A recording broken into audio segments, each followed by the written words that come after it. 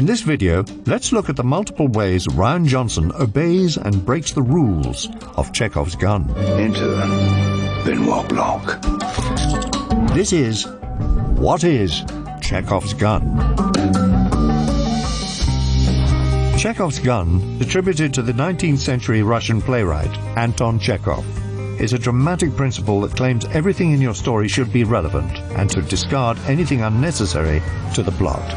That's you operating the flamethrower, isn't it? You bet your sweet ass it was. All right, that's too hot. Chekhov describes this dramatic principle as such. One must never place a rifle on the stage if it isn't going to go off. It's wrong to make promises you don't mean to keep. These promises can also be made with dialogue, character traits, or story elements. Excuse me, what are you guys doing here in the middle of the street? Well, I'm putting these chickens in crates and stacking them right here. Jim's job is to make sure we always have plenty of watermelons. Weird. Yeah, you gotta wonder if this is gonna pay off later on. Anything that is assumed to be integral to the story and expected to show up again. This means something. This is important.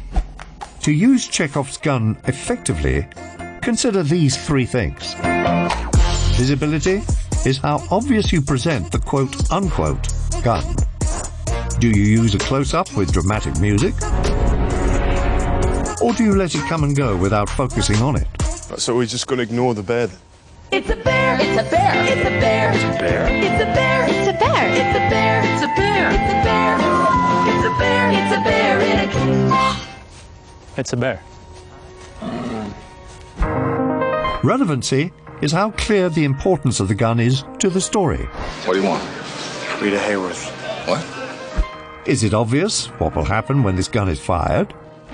One big damn conspiracy, and everyone's in on it, including her.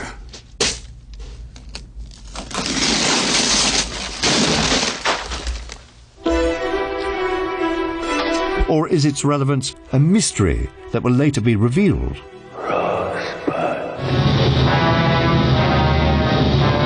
And velocity is how fast or slow the gun is fired after it's loaded. Do you pull the trigger immediately? Then we could wait until dawn and slice each other up at once. Or do you keep the audience in suspense?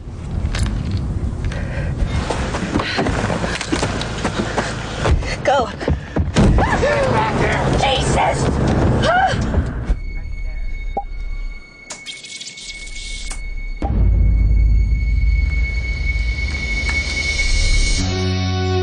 A smart way to approach Chekhov's gun is to mix and match these categories. Like writer-director Rian Johnson did in his murder mystery, Knives Out. I suspect foul play. Romy, I'm coming in. In the film, Patriarch Harlan Thrombey has died. His entire family are suspects. Only Marta knows the truth. So who the f*** is that? This is Benoit Blanc. And Detective Benoit Blanc Who is that guy? is very good at his job. I have eliminated no suspects. Chekhov's gun is perfectly suited for the mystery genre. And in Knives Out, Rian Johnson gives us plenty of examples of how to do it. That all my assets, both liquid and otherwise, I leave in their entirety This is your official spoiler alert warning. to Marta Cabrera. My entire ownership of Blood Like Wine Publishing, I leave in its entirety to Marta Cabrera. The copyright of its catalog, likewise, I leave in its entirety to Marta Cabrera. There are quite a few Chekhov's gun examples in Knives Out. You have a regurgitative reaction to Miss Truden. Starting with a bloodstain. Near the midpoint on page 56, Johnson sets up the tiniest clue. On her white sneaker, one single drop of blood. A question immediately forms in the audience's mind. When will this clue be revealed? Despite their careful planning, this might be the reason Marta gets caught. And even though in the next sequence Marta is able to eliminate incriminating evidence, What happened? she is unaware of her blood-stained shoe.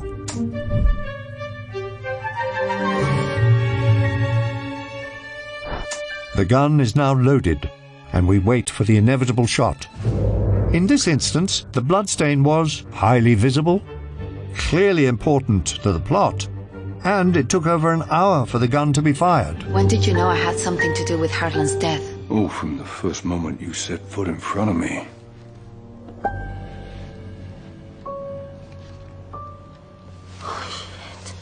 The interesting application here is the difference between the setup and payoff. With an unambiguous close-up and a dramatic music sting, Johnson makes us believe this clue to be massively important. But compared to the expectation, the payoff is merely an addendum at the very end. The lesson? Don't be afraid to mislead the audience a little bit. It will keep them on their toes. Often with Chekhov's gun, the expectation related to the element is clear. But what about a prop that has no discernible expectation? Harlan's baseball is a rather unique application of Chekhov's gun. But until its very last appearance, we have no idea why we keep seeing it, or what role it has to play. The first mention comes on page 20.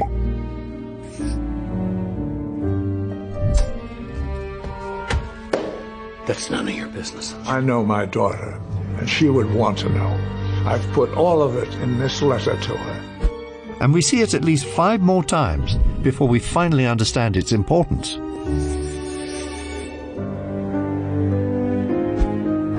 On page 123, Linda places the ball back on Harlan's desk and finds the note he wrote to her.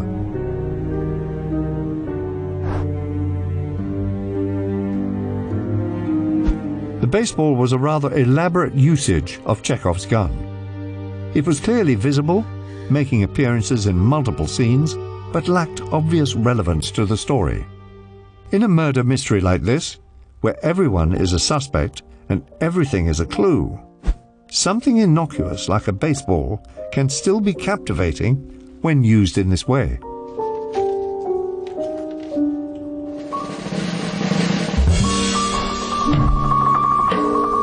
Now, let's turn our attention to an example that follows Chekhov's gun almost literally.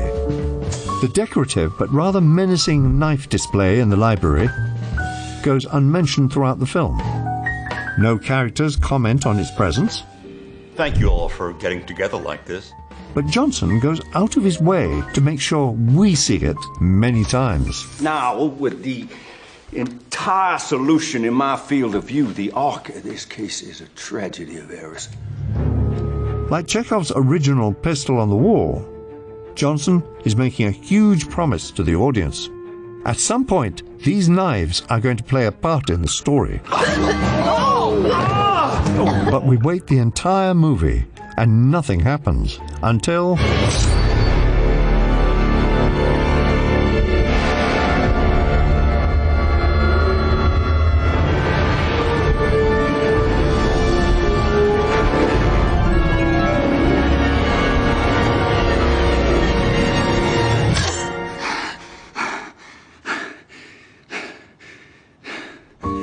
So, how do we categorize The Wall of Knives?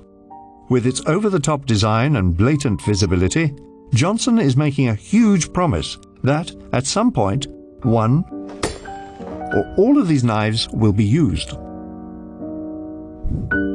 It has no direct relevance to the story, and it doesn't come into play until the climax.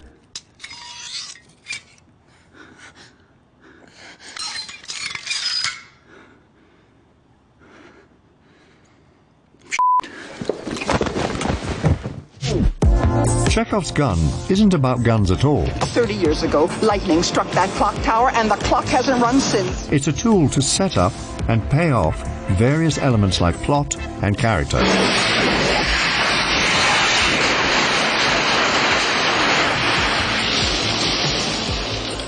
For directors, it's helpful to keep track of every instance of a Chekhov's gun when breaking down the script.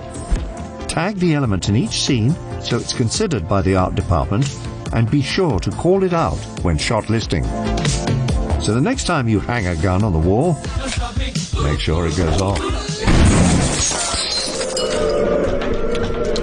I f***ing knew it!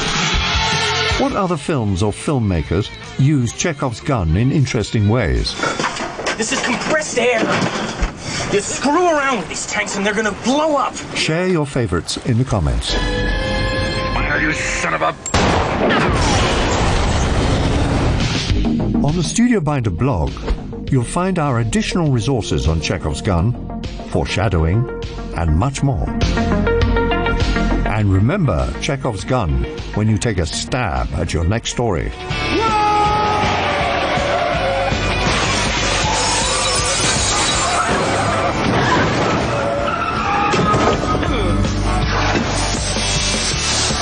All right, then. Our work here is done.